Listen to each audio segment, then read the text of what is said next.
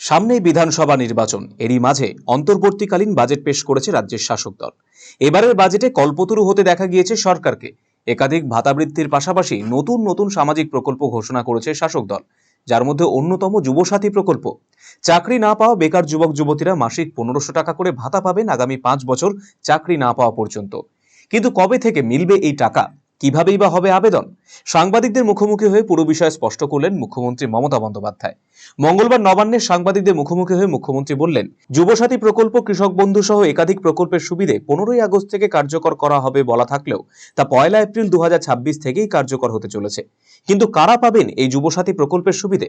মুখ্যমন্ত্রী জানিয়েছেন, যারা বিভিন্ন স্কলারশিপের টাকা পান তারা সেই স্কলারশিপের টাকার পাশাপাশি যুবসাথীতে আবেদন করতে পারবেন। কিন্তু এর বাইরে যে সমস্ত সামাজিক প্রকল্পগুলো রয়েছে সেখান থেকে যারা অন্যান্য ভাতা পেয়ে থাকেন তারা আর যুবসাথীতে আবেদন করতে পারবেন না।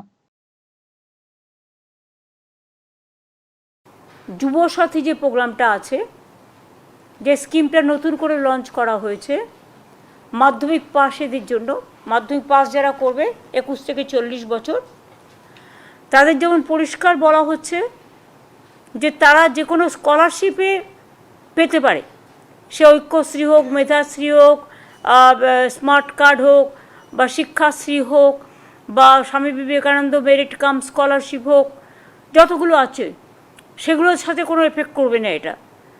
কিন্তু অন্য কোনো স্কিমে যদি তারা টাকা না পায় তাহলে তারা 1,500 টাকা করে আগামী 5 বছর পাবে।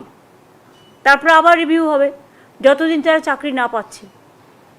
সেইটা আমরা বলেছিলাম 15ই আগস্ট থেকে করব, কিন্তু যেহেতু 1 এপ্রিল থেকে ফাইন্যান্সিয়াল ইয়ার শুরু হয়, কাজেই এটা আমরা 1 এপ্রিল থেকে দেব বলেই ঠিক করেছি।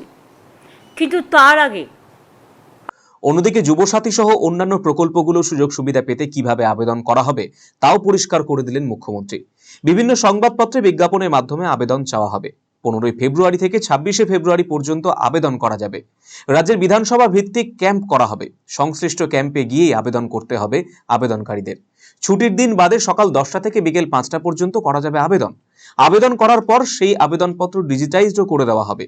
যেহেতু এসআইআর প্রক্রিয়া চলছে, তাই বিধানসভা ভিত্তিক ক্যাম্প করেই বাজেটে ঘোষিত সমস্ত সামাজিক প্রকল্পের সুযোগ সুবিধা প্রদান করা হবে।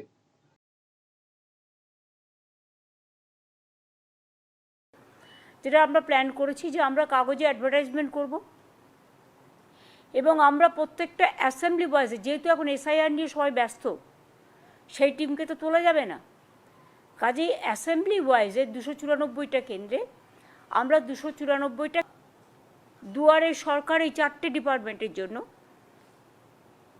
একটা অ্যাসেম্বলিতে একটাই ক্যাম্প হবে।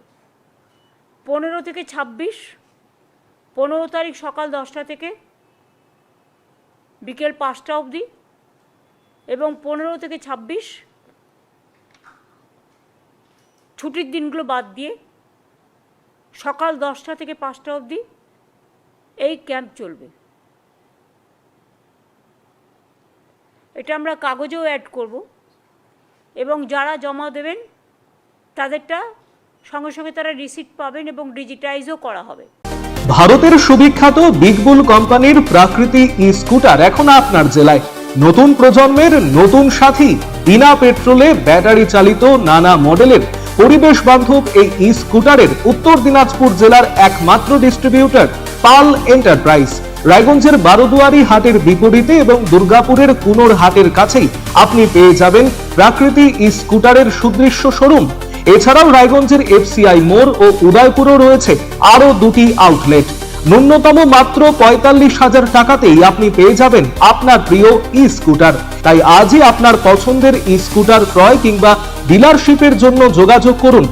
কলকাতার RGM Ayurvedic medical college and হাসপাতালের medical officer doctor Somnath Dutta এখন নিয়মিত রোগী দেখছেন রবিবার, সোমবার এবং মঙ্গলবার। দীর্ঘদিনের হাঁটু, কোমর, গাঁট ব্যথা, নার্ভের সমস্যা, পেটের সমস্যা, যৌন সমস্যা ও মানসিক সমস্যার সমাধানের নির্ভরযোগ্য প্রতিষ্ঠান রায়গঞ্জ স্কুল রোডের লোকনাথ আয়ুর্বেদিক ঔষধালয় ও রায়গঞ্জ এলআইসি মোড়ের লোকনাথ আয়ুর্বেদ চিকিৎসালয়। এখানে স্বর্ণপ্রাশন, কাপিং থেরাপি, লিচ থেরাপি ও পঞ্চকর্মার মাধ্যমে চিকিৎসা করা হয়। তাই নাম লেখাতে আজই যোগাযোগ করুন 9434966017 এবং 9153958198।